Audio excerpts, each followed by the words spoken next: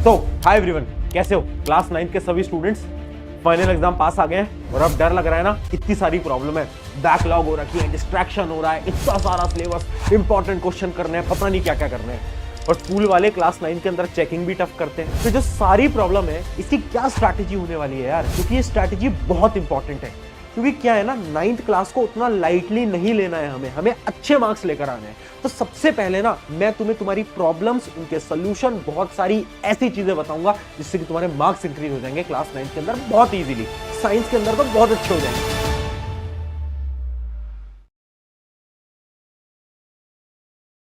देखो, सबसे पहली चीज, अभी प्रॉब्लम क्या हो रही है, बहुत सारे बच्चे हैं, उनके साथ प्रॉब्लम ये हो रही है ना कि उनकी एक तो बहुत सारी बैकलॉग यानी बहुत ऐसे चैप्टर हैं जो उन्होंने पढ़े ही नहीं है, देखी नहीं है ना।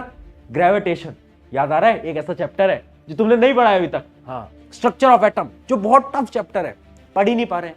तो आखिर बैकलॉग्स कैसे कंप्लीट करेंगे? पेपर तो पास आ गए हैं, 10-15 दिन, 20 दिन, 30 दिन के अंदर तो एग्जाम है, कैसे करें? उसके अलावा पढ़ना कैसे है, कोई ये तो बता दो। इतना सारा सिलेबस, इतनी सारी चीजें, और पढ़ाई कैसे करनी है? उसके अलावा इंपॉर्टेंट क्वेश्चन, कोई ऐसा तरीका है जिससे कि एटलीस्ट हमें इंपॉर्टेंट क्वेश्चन, इंपॉर्टेंट टॉपिक मिल जाए? और डिस्ट्रैक्शन का क्या करें? तो देखो, पहली चीज, डिस्ट्रैक्शन वाली प्रॉब्लम यहां से मैं काट रहा हूं। क्यों? क्योंकि भाई अगर तू अब भी सीरियस नहीं है, बहन तू अगर अब भी सीरियस नहीं है, तो मैं कुछ नहीं कर सकता। एग्जाम पास आ गए, अब डिस्ट्रैक्शन वाली प्रॉब्लम हटा दो। जितने भी डिस्ट्रैक्शन है जिंदगी से बाहर फेंक देने चाहिए। अब तो डिस्ट्रैक्शन वाली प्रॉब्लम मुझे चाहिए ही नहीं। अब बात करते हैं पढ़ना कैसे। तो देखो, एक स्मार्ट स्ट्रैटेजी ये बोलती है, आखिरी के टाइम पे ना तुम इंपॉर्टेंट टॉपिक्स ढूंढो। तुम हर एक चैप्टर के वो इंपॉर्टेंट टॉपिक्स ढूंढो जिससे कि तुम्हारा पेपर आने वाला है। अब तुम्हें कैसे पता चलेगा? प्रशांत भाई है ना, टेंशन मत लो। साइंस के क्लास 9 के सारे इंपॉर्टेंट टॉपिक चैप्टर वाइज मैं तुम्हारे लिए लेकर आया हूं, ठीक है? इसकी पीडीएफ भी मैं तुम्हें दे दूंगा, पर तुम एक बार देखते चलो, चाहे तो स्क्रीनशॉट ले लेना। स्क्रीनशॉट लोगे तो ज्यादा आसानी होगी, ठीक है? जैसे इसका एक बार स्क्रीनशॉट ले लो। अब देखो, मैटर इन आवर सराउंडिंग, बड़ा सिंपल चैप्टर है, बट इसमें क्वेश्चन कहां से आते हैं? क्वेश्चन आते हैं एवोपरेशन से, डिफ्यूजन से, कन्वर्जन से, यहां पर लिख रखा है। उसके अलावा आपका जो मैटर अराउंड अस प्योर है, उसमें कहां से आते हैं? कंसंट्रेशन पे न्यूमेरिकल आ रहे हैं, फिजिकल केमिकल चेंज का डिफरेंस आ रहा है, टिंडल इफेक्ट पे क्वेश्चन आ रहा है। अब atom and molecule, formula making, molecular mass, law of chemical reaction, ये सारे इंपॉर्टेंट टॉपिक्स हैं यार। 4th चैप्टर देखो, स्ट्रक्चर ऑफ एटम, टफ लगता है ना? मैं कह रहा हूं आसान चैप्टर तो उतना आसान नहीं है, बट करना क्या है, इसके जो इंपॉर्टेंट टॉपिक है वो उठा लो। इंपॉर्टेंट टॉपिक कौन कौन से? जैसे कि सबसे पहला आइसोटोप और आइसोबार, बहुत इंपॉर्टेंट टॉपिक। इसका डिफरेंस पेपर के अंदर आएगा, आज बोल रहा हूं, और पेपर के अंदर रिपीट कर जाएगा ये क्वेश्चन, ठीक है? उसके अलावा वैलेंसी इलेक्ट्रॉनिक कॉन्फ़िगरेशन पे भी एक क्वेश्चन आएगा पेपर के अंदर। फिर बोल रहा हूं, इलेक्ट्रॉनिक कॉन्फ़िगरेशन पे सवाल आएगा या नहीं आएगा। उसके अलावा एवरेज एटॉमिक मास पे न्यूमेरिकल वगैरह आ सकते हैं। उसके अलावा बात करते हैं आपके अगला चैप्टर, बायोलॉजी का पहला चैप्टर, उसमें क्या है? लाइसोसोम वैक्यूल में डिफरेंस, एंडोप्लाज्मिक रेटिकुलम के काम, एंडोप्लाज्मिक रेटिकुलम करता क्या है उस पे, और ओस्मोसिस है ना, ओस्मोसिस क्या होता है, टाइप ऑफ सॉल्यूशन क्या होता है, हाइपरटोनिक, हाइपोटोनिक और आइसोटोनिक का डिफरेंस, बहुत इंपॉर्टेंट। उसके अलावा अगर मैं बात करूं टिश्यूज की, तो टिश्यूज के अंदर muscular tissue, simple permanent tissue, meristematic और जाइलम फ्लोएम का डिफरेंस, ये बेटा पेपर के अंदर दिखने वाला है तुम्हारे, किसी भी स्कूल का एग्जाम हो। 80% स्कूल के पेपर के अंदर, फाइनल एग्जाम के अंदर जाइलम फ्लोएम दिखता है। भैया आपको कैसे पता है ये सब? क्योंकि यार आज से नहीं पढ़ा रहा हूं। उसके अलावा जब हम ये रिसर्च करने बैठते हैं ना, तो तुम्हारे जैसे कितने बड़े बड़े स्कूल हैं, उन सबके फाइनल पेपर लेते हैं और फिर देखते हैं कौन से टॉपिक पूछे जा रहे हैं, और वो सारे टॉपिक बताते हैं, ठीक है? उसके अलावा तुम देख सकते हो, ये मोशन का हो गया, मोशन का इक्वेशन ऑफ मोशन। देखो, मोशन में आएंगे न्यूमेरिकली और ग्राफ बेस्ड क्वेश्चन भी आ सकते हैं। फोर्स एंड लॉ में से भी न्यूमेरिकल, और उसके साथ साथ application based question. Application based question होते हैं ना, हाँ वो वाले कि रॉकेट ऊपर जा रहा है, कौन सा लॉ है, वो सब।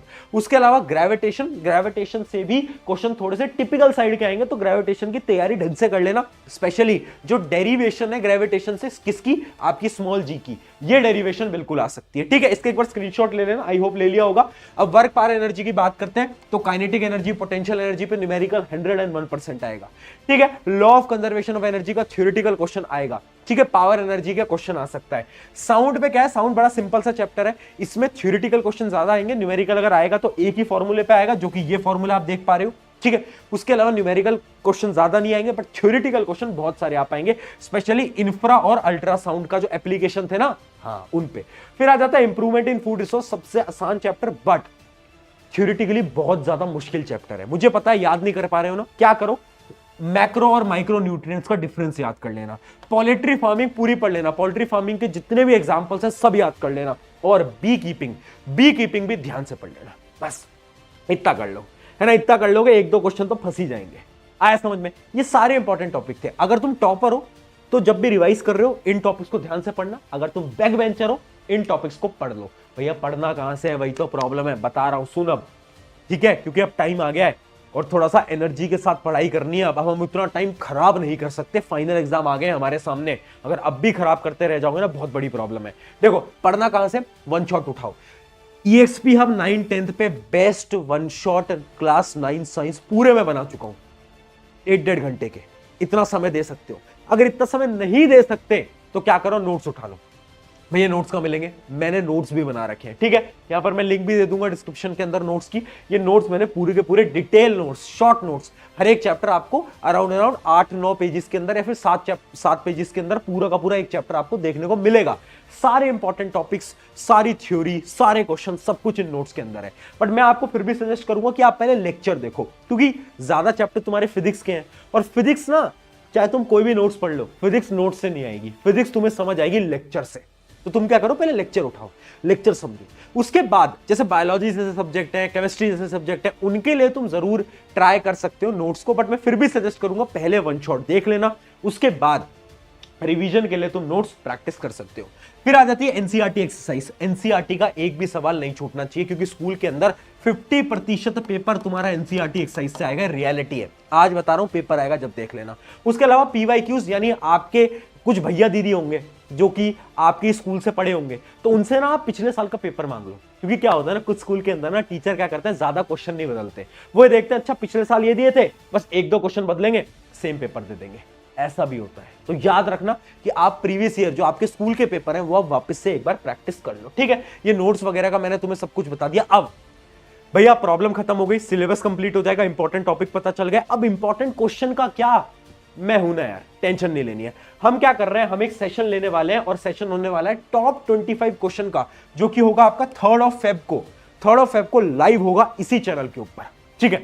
उसके अंदर हम 25 इंपॉर्टेंट क्वेश्चन पूरी क्लास 9 साइंस के, है ना, सारे क्वेश्चन 25 वो इंपॉर्टेंट क्वेश्चन जो कि बोर्ड में आ सकते हैं, वो कर लेंगे पूरे के पूरे। तो तब तक आप रिवाइज करके आना, वहां से आपकी इंपॉर्टेंट क्वेश्चन की पूरी प्रैक्टिस हो जाएगी, इसी चैनल पे लाइव है, ठीक है। और देखो यार, अभी तक तुम्हारा साथ दिया ना, 9 तो अच्छी बनाएंगे ही, बट साथ साथ में जो 10th है ना, उसको तो बहुत बेहतरीन बनाएंगे, क्योंकि 10th में तुम्हें पता ही है यार, आराम बैच आएगा, क्लास 10th का वो बैच जिससे कि बच्चे पढ़ के बहुत अच्छी परसेंटेज लेकर आते हैं, वो बैच आने वाला है ना। तो अभी आप 9th में अच्छे स्कोर लाओ, 10th में मैं हूं, 10th में मैं तुम्हारे साथ खड़ा हूं, शुरू से लेकर एंड तक, टेंशन नहीं लेनी है तुम्हें, मैं खड़ा हूं तुम्हारे साथ, पढ़ाऊंगा साइंस, ऐसी पढ़ाऊंगा कि मजा आ जाएगा। 9th में भी पढ़ाई रखी है वैसे। अब बात करते हैं रिवीजन कैसे करना है। सिंपल सी चीज है, रिवीजन करने का क्या तरीका है, खुद के नोट्स बनाए नहीं बनाए कोई दिक्कत नहीं है, वन शॉट देख रहे हो, वन शॉट देख रहे होगे ना, वन शॉट देखते जाओ, साथ साथ में चीजों को लिखते जाओ, जितना लिखोगे उतना इजीली रिवीजन होगा। वन शॉट को पिक्चरों की तरह मत देखो, मूवी की तरह मत देखो कि हाँ देख रहे हैं मजा आएगा, ये नहीं करना है, ठीक है। चीजें लिखते चलो साथ साथ में, जितना लिखोगे उतनी ज्यादा मेमोरी के अंदर रिटेंशन होगी, और वही रिवीजन का तरीका है। अब तुम बार बार रिवीजन नहीं कर सकते, अगर खुद के नोट्स बना रखे बहुत अच्छा है, उन नोट्स को खोलो, रिवाइज कर लो और क्वेश्चन प्रैक्टिस कर लो, बस। अब बात करते हैं फाइनल टिप्स के बारे में, कुछ फाइनल टिप्स बता रहा हूं। पहली चीज, मोर क्वेश्चंस को सॉल्व कर लो। क्यों? फिजिक्स तुम्हारे ज्यादा से ज्यादा चैप्टर फिजिक्स के हैं, तुम्हें पता है बात, फिजिक्स टफ आती है, फिजिक्स न्यूमेरिकल बेस्ड है। अगर तुमने न्यूमेरिकल प्रैक्टिस नहीं करे ना यार, तुम रह जाओगे, मैं सच बता रहा हूं। जितने ज्यादा क्वेश्चंस न्यूमेरिकल प्रैक्टिस कर पाओ कर लेना। उसके अलावा राइटिंग प्रैक्टिस करना स्टार्ट कर दो। हो क्या रहा है ना, हमें आंसर लिखने नहीं आ पा रहे हैं, हमें बायोलॉजी के आंसर लिखने नहीं आ रहे हैं, हमें केमिस्ट्री के आंसर लिखने नहीं आ रहे हैं, तो लिखने की प्रैक्टिस भी करना स्टार्ट करो। उसके अलावा टाइम डिस्ट्रीब्यूशन याद करो, ज्यादा समय एक जगह पे नहीं बिताते, है ना। क्या कर रहे हो तुम, मुझे ना वो बायोलॉजी बहुत पसंद है, रटने का सब्जेक्ट बहुत पसंद है, फिजिक्स पसंद नहीं है, बट मार्क्स तो फिजिक्स से भी आएंगे, मार्क्स बायोलॉजी से भी आएंगे, तो ज्यादा प्रेफरेंस फिजिक्स को दो जो कि तुम्हारा वीक सब्जेक्ट है। तो टाइम सही प्रकार से डिस्ट्रीब्यूट करो। और आखिरी पॉइंट है, फोकस ऑन न्यूमेरिकल, जो कि मैं बोल चुका हूं, न्यूमेरिकल बहुत इंपॉर्टेंट है, न्यूमेरिकल प्रैक्टिस नहीं करोगे नहीं हो पाएगा, रियलिटी है, ठीक है। ये पूरी की पूरी स्ट्रैटेजी थी। याद रखना मैराथन कब हो रही है, 3rd फेब को हो रही है साइंस की मैराथन, इसी चैनल के ऊपर आ जाना सभी सभी, करवा दूंगा, मैं सारे इंपॉर्टेंट क्वेश्चन करवा दूंगा। आई होप इस वीडियो से मदद हुई होगी। जाओ, और 10th में तो साथ ही है, 9th में भी एंड तक साथ रहेंगे, टेंशन की कोई बात नहीं है। शुक्रिया एवरीवन, मेरा नाम है तुषार।